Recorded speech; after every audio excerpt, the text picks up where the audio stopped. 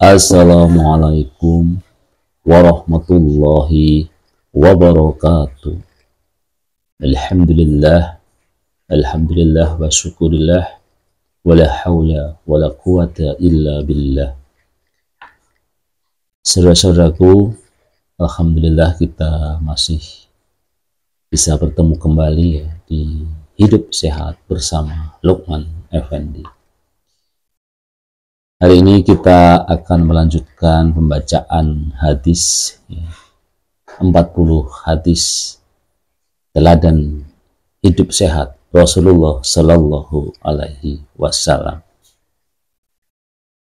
An Abi Hurairah radhiyallahu anhu qala qala Nabiyyu sallallahu alaihi wasallam idza waqa'at zubabu fi sarrobi ahadikum fayaqmishu thumma liyanzihu fa inna fi ihda janaihi da'an wal ukhra shifaan. Dari Abu Hurairah, Rasulullah Shallallahu Alaihi Wasallam bersabda, kalau lalat terjatuh di tempat minum kalian, maka ceburkan sekalian, lantas ambil. Sesungguhnya pada salah satu sayapnya terdapat penyakit dan satunya lagi terdapat obat. Hadis riwayat Al-Bukhari. Saudara-saudaraku, mungkin banyak orang yang merasa jengah setelah membaca hadis di atas. Bagaimana mungkin ketika seekor lalat tercebur di dalam sebuah minuman, Rasulullah SAW justru memerintahkan kita untuk menenggelamkannya, kemudian membuangnya, dan kita dapat meminumnya lagi. Tentu ada rasa jijik pada diri kita. Secara budaya, praktek semacam ini memang tidak lazim, tidak lumrah, tidak umum dilakukan oleh kita semua. Mayoritas orang dalam masyarakat kita pasti akan membuang minuman itu dan menggantinya dengan minuman yang baru. Mungkin yang perlu digarisbawahi dari hadis di atas adalah penjelasan Rasulullah Shallallahu Alaihi Wasallam bahwa pada salah satu sayap lalat terdapat penyakit dan sayap sebelahnya merupakan penawarnya. Kita mungkin belum tahu apakah sudah ada pembuktian medis terhadap kebenaran sabda Rasulullah SAW tersebut atau belum. Nanti coba kita cari ya. Misalnya sudah ada, perlu dipertanyakan kembali apakah pembuktian medis tersebut mendukung atau malah menolak kebenaran sabda beliau. Selanjutnya yang menjadi kegelisahan adalah apakah kita harus memahami hadis tersebut secara tekstual atau sebenarnya ada makna lain di balik hadis itu.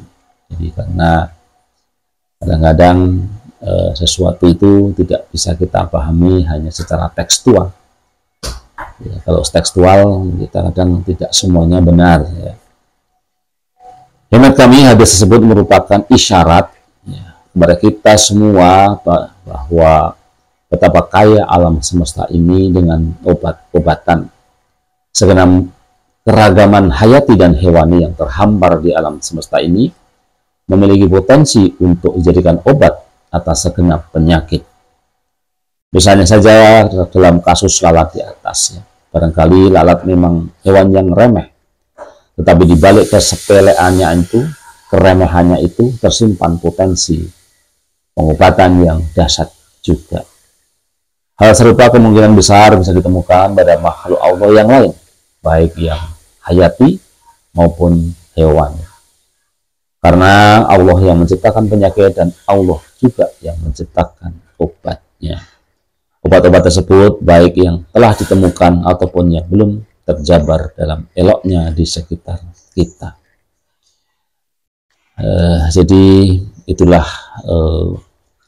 hadis yang ke-32 ya, kekayaan alam, kekayaan obat di alam semesta ya. Jadi tadi ada hadis yang menceritakan, meriwayatkan tentang ketika ada lalat masuk dalam air minum kita, Rasulullah SAW memerintahkan kita untuk menenggelamkannya, mengambilnya, dan air kemudian aman untuk diminum. Ya, tentu perlu kajian-kajian lebih lanjut, ya. Lagi-lagi karena hal ini dirasa sesuatu yang tadi kita katakan tidak lumrah, tidak lazim, tidak umum, ya. Dan untuk hal-hal seperti ini tentu sepertinya memang perlu kajian yang lebih lanjut, ya. Karena belum lagi nanti kalau sudah hal seperti ini kan kita technically-nya seperti apa gitu, ya. Ya katakanlah menenggelamkannya itu seperti apa gitu, ya. Saya kira ini yang perlu ada penjelasan lebih lanjutnya gitu, ya. Jadi apa yang kita pahami menenggelamkan seperti apa, ya. Karena nanti akan banyak komponen hal lain ya ketika kita menenggelamkan itu. Tentu tangan kita seperti apa, tangan kita bersih atau tidak, ya.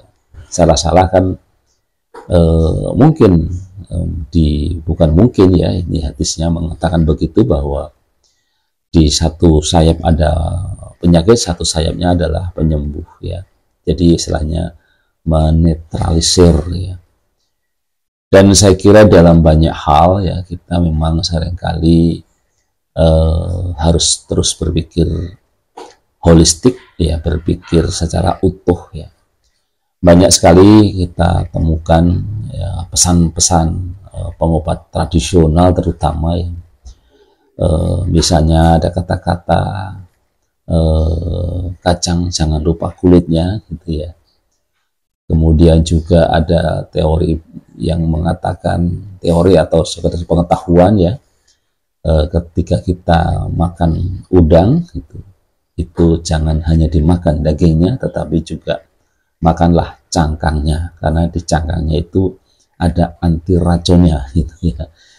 Jadi selalu ada hal-hal yang kita seringkali membuang itu, padahal di situ ada khasiat gitu, ya. Ya, seperti tadi, ya, makan isinya jangan lupa kulitnya, ya. Makan udang pun jangan lupa kulitnya juga gitu, ya.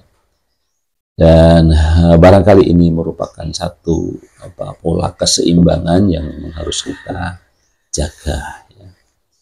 Demikian hadis yang ke-32 yang diberi judulnya bukan soal alatnya tetapi kekayaan obat di alam semesta. Tetap sehat, tetap semangat, sehat fisik, mental, sosial, dan spiritual. Hidup sehat bersama Lukman Effendi. Wassalamualaikum warahmatullahi wabarakatuh.